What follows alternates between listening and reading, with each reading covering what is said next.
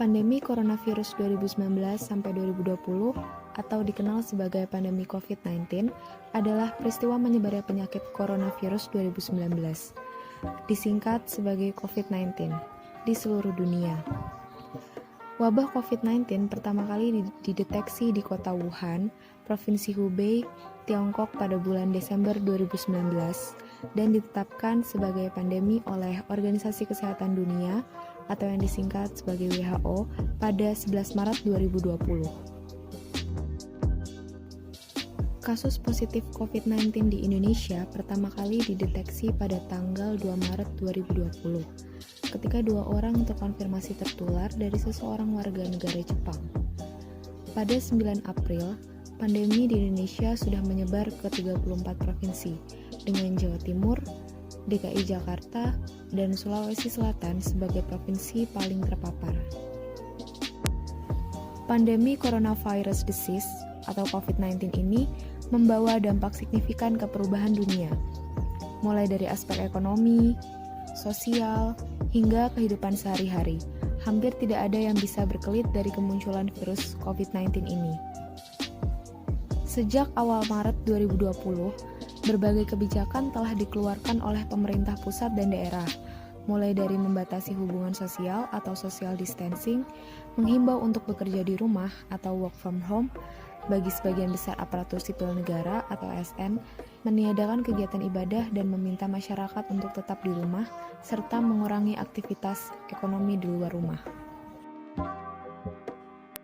Hingga akhir Maret 2020, kebijakan pemerintah bukan hanya social distancing, tapi dilanjutkan dengan physical distancing. Dan juga pemerintah telah menetapkan pembatasan sosial berskala besar atau PSBB.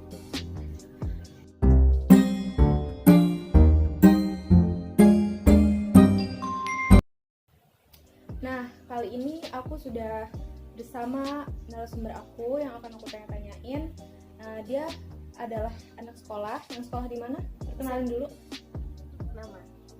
Perkenalkan, nama saya Priska Dia Septiana, biasanya dipanggil Priska. Saya naik kelas 8 SMP, sekolah di SMP Negeri 2 Kartasura. Oke. Kita kan tahu sampai saat ini COVID tuh banyak banget mengubah kehidupan kita.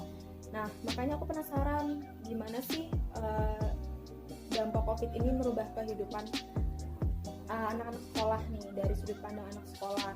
Yang pertama, aku pengen nanya sama kamu, apa sih tanggapan kamu tentang dampak COVID yang kamu rasakan sampai saat ini?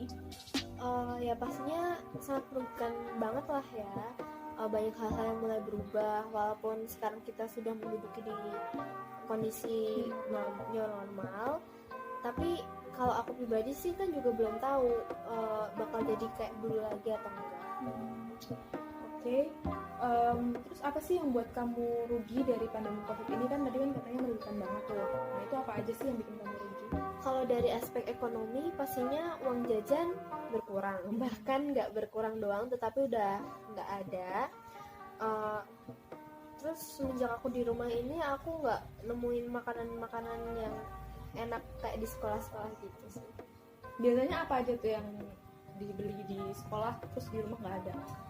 Kayak Ada ya cilor, maklor, somai itu ada, terus biasanya kayak ada tempura gitu, es juga, ice kop. Oke. Terus apa aja sih selain uang jajan yang berkurang, terus banyak nggak nemuin jajan-jajan yang enak yang nggak kayak di sekolah itu, apa aja yang berkurang? Pastinya nggak bisa ketemu dan main bareng-bareng lagi ya sama teman. Kalau ketemu sih pasti bisa, tapi cuma dari layar HP masing-masing gitu. Itu ketemunya juga mungkin waktu belajar online gitu. Terus ini kan udah di rumah sekitar 5 bulan ya, jadi bosen banget gitu. Oke, emang COVID ini banyak sekali merubah kehidupan kita ya, yang biasa aktivitas kita lakuin gimana, jadi sekarang di rumah terus apa aja yang kita lakuin sekarang di rumah jadi gitu-gitu aja, jadi bosan gitu kan.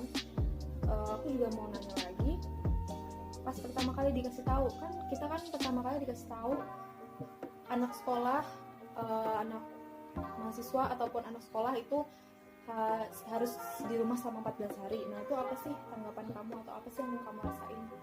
Kalau aku sih awalnya seneng banget karena itu kan juga masa-masa PR numpuk banget dan itu juga mau menjelang UTS dan tentunya seneng juga nggak ketemu sama guru-guru yang galak-galak.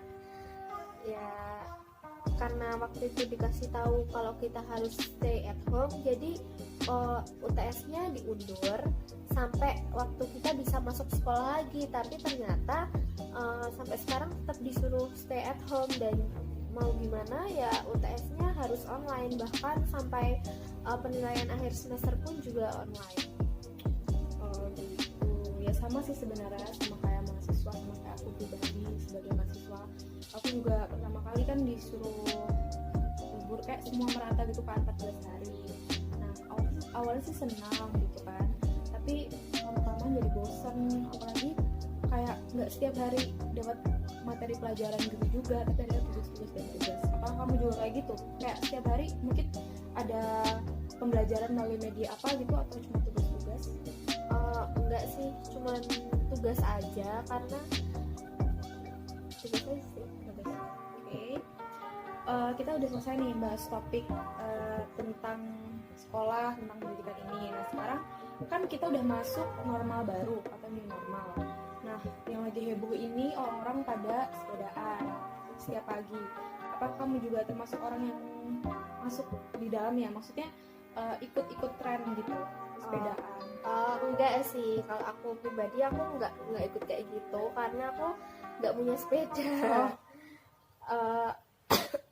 Karena aku kan anak sekolah yang berangkat dan pulangnya itu diantar dan dijemput orang tua, jadi ya nggak kepikiran butuh sepeda, belum butuh sepeda banget gitu ya.